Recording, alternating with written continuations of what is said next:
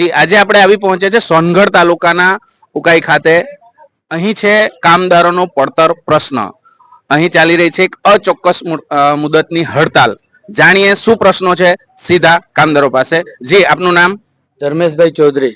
શું પ્રશ્ન છે આપનો? અમારે પગાર વધારાનો પ્રશ્ન છે। અમે 1 વર્ષથી અમારું 4 વર્ષ માટેની એગ્રીમેન્ટ ચાલતું હોય। અમે સેટલમેન્ટમાં 4 વર્ષથી મીટિંગો ચાલતી હતી, પણ આ મેનેજમેન્ટ ને ખાલી એનું જ પોતાનું દેખાતું છે। અમારી મોંઘવારી જે બહાર વધી રહેલી છે તે દેખાતી નથી।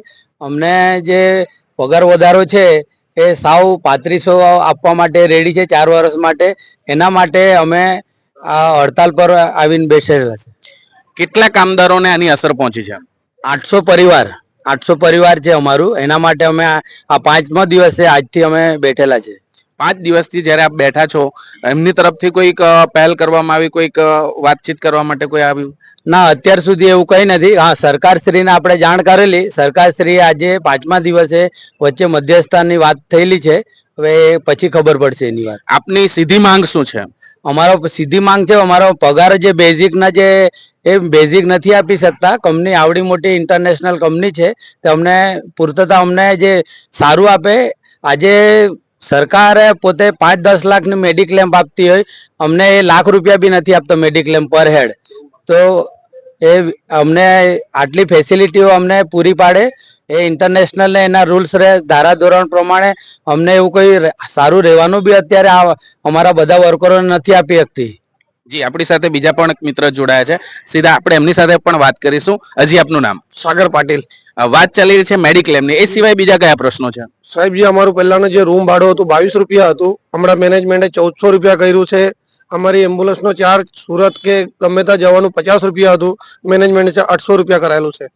બરાબર છે। ક્યાંક ને ક્યાંક મોંઘવારી તમામ કામદારોને નડી રહી છે, અને એ મોંઘવારીના સમયમાં સીધો એમનો એવો પણ આક્ષેપ છે કે મોંઘવારી વધે તો પગાર વધવો જોઈએ, પણ સીધો ઘટાડી દેવામાં આવ્યો છે। અને અચોક્કસ મુદતની આ હડતાલનો આજે 5મો દિવસ છે। હજી આ મુદત કેટલા દિવસ ચાલે એ કઈ નક્કી નથી। આગામી દિવસોમાં શું રણનીતિ રહેશે આપની? જ્યાં સુધી અમારી જોડે આવીને બેસે નહીં, જ્યાં સુધી આવીને સેટલમેન્ટમાં અમારા લેવલ પર અમને મોંઘવારી જે માંગ કરી છે પૂરી નહીં થઈ જાય ત્યાં સુધી અમે હડતાલ પર બેસેલા રહીશું। એ પછી હવે અમારા આજે બહાર ગયેલા છે લીડરો, એ આવશે એટલે જણાવશું। જી બિલકુલ। આપણી સાથે અહીં જોડાયા છે, જે આપનું નામ? સતીશ પરમાર છે, centre of Indian trade union CI2 Gujarat president. જી, કામદારોનો શું પ્રશ્ન છે? કામદારોનો પ્રશ્ન એક જ છે કે આ મોંઘવારીના સમયમાં જે પગાર વધારો મળવો જોઈએ એ પગાર વધારો આપવા મેનેજમેન્ટ તૈયાર નથી।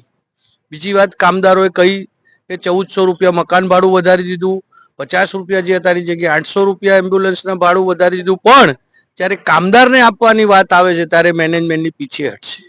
અને આ આટલી મોટી કંપની હોવા છતાં પણ ભયંકર શોષણ કામદારોનું આ કંપની કરી રહી છે। અને આ મોંઘવારીના ધ્યાનમાં રાખી અને અમે ચાર્ટર ઓફ ડિમાન્ડ મેનેજમેન્ટને મોકલી આપેલી છે, અને એ ચાર્ટર ઓફ ડિમાન્ડ પ્રમાણે અમારી સાથે સેટલમેન્ટ કરો।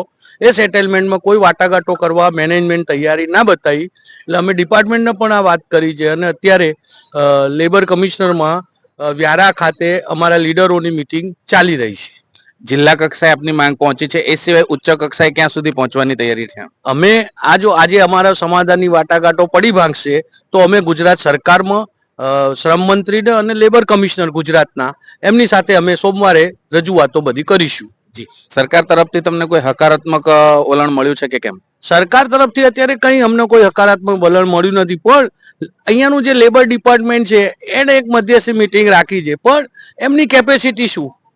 આટલી મોટી કંપની હોય એટલે અને બીજી વસ્તુ છે કે આખું તંત્ર છે ને લેબર ડિપાર્ટમેન્ટનું ભ્રષ્ટાચારી જ છે। એ હંમેશા કામદારને દબાવશે, પણ મેનેજમેન્ટ એમનું કામ છે મેનેજમેન્ટને દબાવવાનું, પણ મેનેજમેન્ટને નથી દબાવતી અને કામદારોને દબાવી અને ઓછું સેટલમેન્ટ કઈ રીતે એ માટેના પ્રયત્નો લેબર ડિપાર્ટમેન્ટ પણ કરી રહી છે। અને એની સામે પણ અમારો વાંધો છે, અને એટલા માટે અમે આગામી દિવસોમાં ગુજરાત સરકારમાં અને તંત્રમાં રજૂઆત કરીશું। બ્યુરો ચીફ નરેશ માળી, તાપી સ્વરાજ ન્યૂઝ, તાપી।